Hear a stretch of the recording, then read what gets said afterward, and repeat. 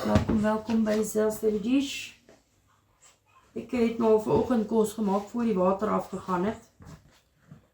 So dit is net rys en landmelhoender.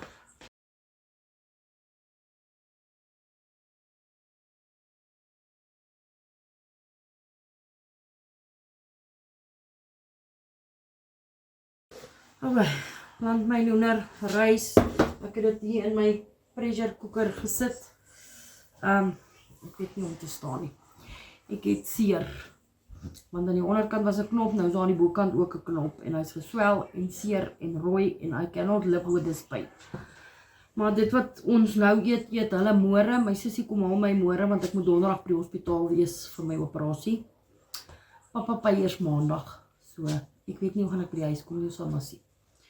Ons sal nog plan maak. Want die petrol is die probleem, die petrolgeld. Maar my kaartjie is in my baie, wat ook al, ek het hom gelink, gepin, wat ook al julle dit noem. So ja, enige support sal ek waardeer.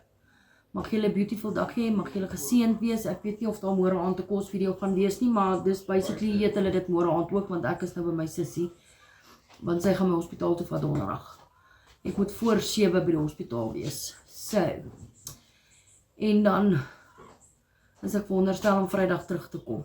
So, dan sal ek julle seker maar weer Vrydag sien. Ek sal maar vir julle foto's post wat sy maak om te eet.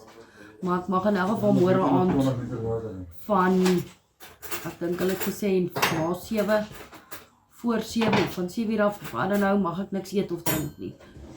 So ja, dit is die update. Dit is what happening.